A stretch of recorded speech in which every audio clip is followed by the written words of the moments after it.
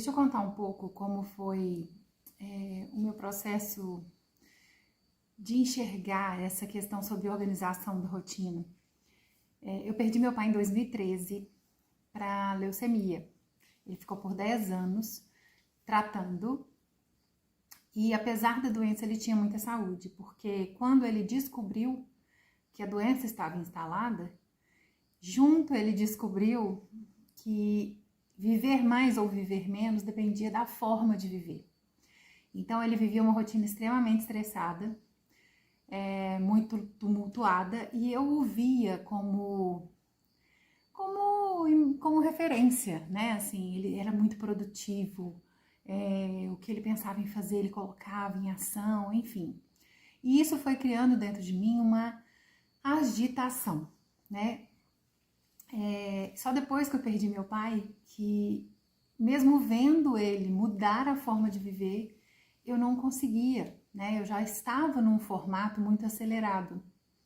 E o meu marido é super tranquilo, muito calmo.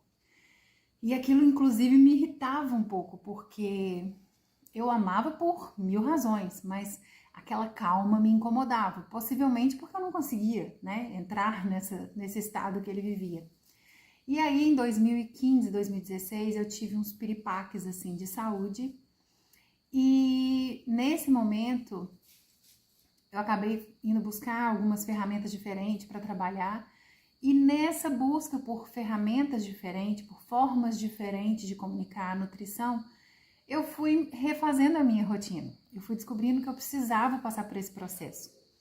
E esse processo, hoje, eu consigo olhar e ser grata, porque eu vivi aquilo que eu desejava lá atrás. Eu tive um professor que ele dizia assim: ao invés de falar o que você deseja viver, viva o que você deseja falar, né? Do que você deseja falar.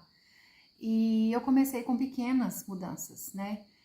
Outra frase que ele fala, né? Que eu não sei se é dele ou de algum escritor, mas eu não mudo os meus resultados, eu mudo os meus hábitos para os meus hábitos mudarem esses resultados. Então, naquele turbilhão de ver a perda do meu pai, de ver que realmente precisava mudar a minha forma de viver, porque senão eu iria para o mesmo caminho, né, de desenvolver alguma doença, de tanto estresse, porque na minha cabeça a produtividade era viver estressado, né?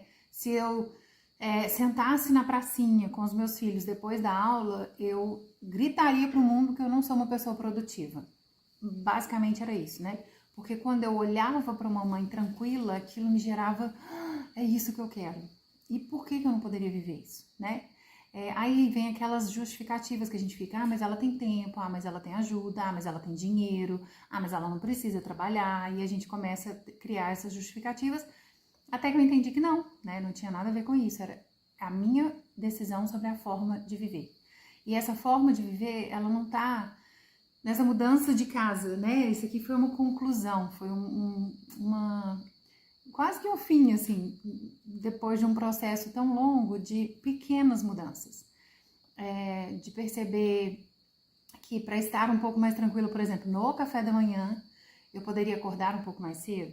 Para estar um pouco tranquilo, mais tranquilo à noite, eu precisaria adiantar o jantar.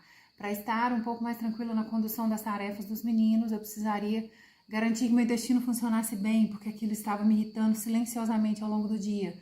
Então são essas pequenas mudanças, sabe?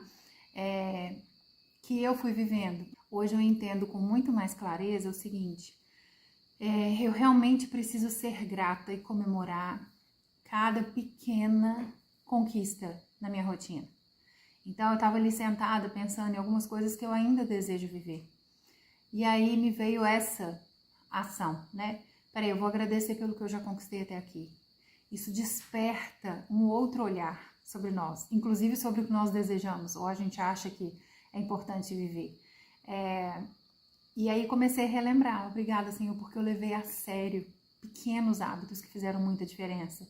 Porque hoje, aos 40, eu sinto que eu tenho mais energia, já falei isso em outro vídeo, né? Eu tava agora conversando com uma mãe que tá com um bebê de poucos meses, 3, 4 meses, e ela dizendo assim: estou sobrevivendo. Eu falei: normal, calma, mas eu quero que você acredite que é possível ter mais energia ainda do que você já tinha depois de ser mãe, né? Isso a gente precisa desmistificar. eu posso ganhar cada vez mais vida. E principalmente quando a gente tem um grande motivo, que são os filhos, né? A gente deixa de olhar para essas transformações nos hábitos só sobre nós. A gente começa a olhar, não, é importante que eu acorde mais cedo, beba água, para ir ao banheiro e me sentir mais tranquila ao longo do dia, porque eu quero ser assim com os meus filhos. Eu vou fazer atividade física todos os dias, querendo ou não querendo, gostando ou não gostando, doendo ou não doendo, porque eu quero ter força física e mais do que isso, eu quero me sentir bem para correr na praia com os meus filhos, né, quando a gente for passear. Quando a gente tem um porquê além de nós, isso nos faz ir além. Então eu queria vir falar isso aqui, que me motivou, né, assim, que foi o grande motivo. Um outro grande motivo, né, uma das razões de nós estarmos agora vivendo nesse formato, foi me colocar para viver uma experiência que o meu marido desejava desde muitos e muitos anos. Ele sempre brincou na nossa adolescência, né, na nossa época de namoro, que a gente ia morar na roça. E eu falava que de jeito nenhum, estava longe para mim de acontecer. E aí você vai descobrindo no caminho que é tão bom realizar aquilo que quem nós amamos deseja, né? Assim, nem que seja para viver uma experiência, né? A gente não tem isso aqui como, nossa, esse é o fim da nossa vida. Não, essa era uma das etapas que nós desejávamos viver. E eu vi que para ele era urgente. Então, eu vim, né? Assim, abrindo mão de algumas coisas, eu vim. E tô feliz e tô grata por viver esse processo, mas o tempo inteiro pedindo a Deus para que seja feita a vontade dele. Apesar da gente ter gostando de viver assim, apesar da gente ser muito grato por estar vivendo assim, por nem acreditar ainda, né, que era algo que precisa ser tão distante estar acontecendo, se não for da vontade dele, que ele tire isso da nossa vida.